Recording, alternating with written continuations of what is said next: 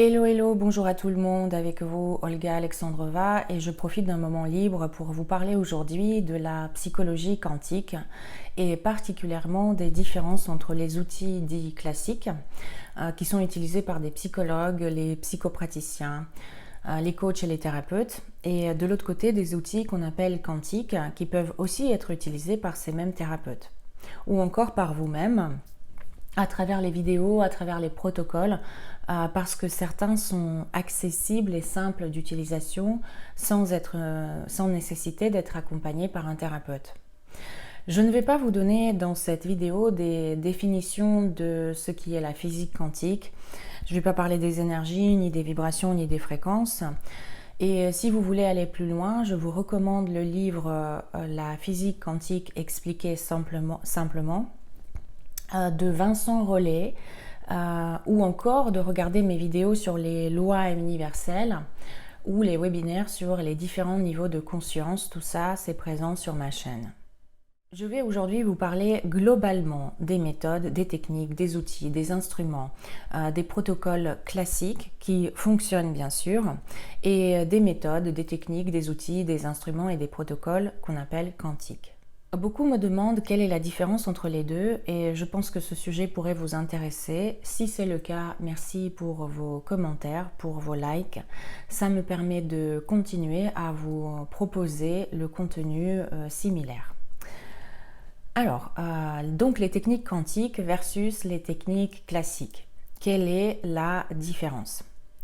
J'estime qu'une technique dite quantique, qui travaillera sur votre vibration intérieure, sur votre énergie, sur votre bien-être holistique et global, elle peut être produite à partir de n'importe quelle technique de psychologie classique, à partir de n'importe quel protocole. Peu importe si c'est votre thérapeute qui utilise cette technique ou si c'est vous à la maison.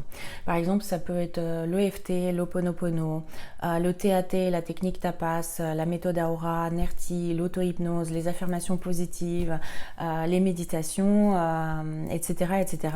N'importe quelle technique, tout ce que vous voulez. Mais pour que cet instrument devienne quantique, deux conditions sont nécessaires. La première condition est une intention spécifique de départ. Cette intention est ce que vous entrez dans le GPS de votre conscience comme objectif final, comme demande finale. De cette intention particulière dont je vais parler plus loin, va se produire un transfert du travail que vous effectuez sur un autre niveau de conscience. Et rien de mieux qu'un exemple pour illustrer ce dont je vous parle. Prenons par exemple le pardon. Supposons que vous avez un problème avec une personne à qui vous n'arrivez pas à pardonner ses actes. Ça vous pourrit la vie et les psys ont fini par vous convaincre que si vous pardonnez, vous allez vous libérer de ce sentiment négatif. Et donc, il vous explique la définition du pardon qui signifie abandonner son droit de punir l'autre ou de se venger. Et donc, vous comprenez que le pardon va vous permettre de vous libérer de tout ça et de passer à autre chose. Déjà, si vous avez cette prise de conscience, bravo, parce que c'est un énorme pas vers votre mieux-être. Et maintenant, supposons qu'il existe un protocole déjà tout prêt, une technique toute prête qui est pensée par d'autres personnes avec des étapes précises qui permettent d'arriver au pardon. Cette technique, vous l'utilisez par vous-même ou prenons l'exemple où c'est le thérapeute qui est là et qui vous explique que le problème est que vous vous sentez offensé et que le but final est de pardonner à cette personne. Donc arriver au pardon, c'est votre objectif. Une sorte d'adresse rentrée dans le GPS de votre conscience. Sauf que maintenant imaginez que vous prenez conscience que le problème n'est pas que vous vous sentez offensé. Le problème, ce n'est pas que vous n'arrivez pas à pardonner. Le problème, c'est que vous avez perdu le contact avec cette partie de vous-même qui est capable de voir large, capable de voir de manière multidimensionnelle. Vous avez perdu contact avec cette partie de vous qui, elle, voit pourquoi ce problème est arrivé dans votre vie. Elle sait et elle est apte à prendre sur soi une part de responsabilité dans cette situation qui vous est arrivée. Cette partie de vous voit l'utilité de la problématique pour votre évolution personnelle et elle sait quel acquis vous avez besoin de développer grâce aux problèmes dans votre vie. Cette partie de vous, elle a en elle suffisamment de lumière et elle en déborde même pour stopper sur le champ les ressentis négatifs de colère et de ne plus porter plus loin ce poids ni dans votre sommeil, ni le ramener dans votre travail, ni même le ramener dans les discussions avec vos copines qui vous soutiennent, qui vous aiment, et à leur manière bien sûr, surtout quand ces personnes vous disent « mais quel salopard, celui-là, c'est impardonnable ». Et donc cette partie de vous, elle comprend que votre âme quelque part a donné son accord pour faire partie de cette expérience et la vivre à travers la relation avec cette personne, même si la relation est douloureuse. Et derrière cet emballage pourri, il y a un cadeau inestimable, un apprentissage de quelque chose que vous ne savez pas encore faire et qui serait bon pour vous à apprendre. Et dans les techniques quantiques, au lieu de poser l'objectif « je veux pardonner et être libre de ce sentiment », vous rajoutez en plus l'intention de rentrer en contact, de vous relier, de vous connecter avec cette partie de vous qui est déjà dans l'amour et dans la lumière, qui est déjà dans l'acceptation. C'est votre supraconscience qui vous aidera à rencontrer et réparer cette partie de vous, celui ou celle en vous qui ne s'est pas encore pardonné. Et donc les techniques, les outils, les algorithmes, les protocoles vont devenir instantanément quantiques à partir du moment où vous dirigez votre intention sur cet objectif. Entrez en contact avec cette partie de vous. Cette partie de vous, elle n'a jamais été blessée. Elle a toutes les ressources pour aider celle qui n'a pas de ressources, celle qui ne sait pas faire quelque chose parce que cette autre partie est petite. Peut-être même que cette partie a 8 mois ou 4 ans d'âge et tout comme un petit enfant, elle ne sait pas s'apporter cette ressource. Cette petite partie a besoin d'une grande partie pour recevoir la réponse à ses besoins, être reparentée et aider à grandir. Cette rencontre est l'étape nécessaire pour stopper ce conflit intérieur et apprendre à s'occuper de ses émotions et ensuite à réagir différemment dans la matière. C'est cela l'intention qui fait d'une technique classique un outil quantique. Donc l'intention de recréer ce lien avant de visiter les émotions difficiles vous permet de diriger votre énergie dans une nouvelle direction, celle où vous n'avez plus besoin que le méchant agresseur vienne vous demander pardon pour que vous puissiez vous reconstruire. La psychologie quantique nous dit que là où vous dirigez votre attention, vous dirigez votre énergie. Votre énergie coule naturellement dans la direction où vous regardez. Et si vous la dirigez vers l'agresseur ou vers le « il ne mérite pas mon pardon », etc., vous dirigez votre énergie dans une impasse. Et maintenant, je vais vous parler de la deuxième condition qui transforme une technique classique en outil quantique. En fait, c'est l'endroit depuis lequel vous allez suivre la technique. C'est l'espace depuis lequel vous allez travailler. Et ici, il n'y a que deux possibilités. Soit travailler depuis l'espace du mental, et cela restera une technique de psychologie classique.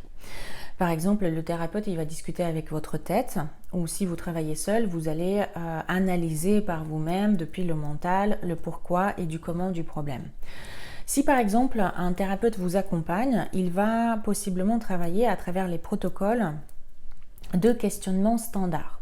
Il vous posera une question, vous répondrez de telle ou telle manière, ensuite en fonction de votre réponse, il vous posera telle ou telle question et ainsi de suite comme une sorte de match de ping-pong. Le thérapeute va suivre le protocole à la lettre, suivre les algorithmes et cela fonctionnera. Mais cela peut prendre du temps. Imaginez que vous lâchez le mental et que vous descendez un étage en dessous. Vous prenez l'ascenseur pour vous brancher sur votre cœur et votre corps. Et vous vous dirigez vers le pardon non plus de manière intellectuelle, mais depuis l'énergie de votre cœur. Si vous êtes accompagné par un thérapeute, Eh bien, le thérapeute de son côté, il va faire exactement la même chose.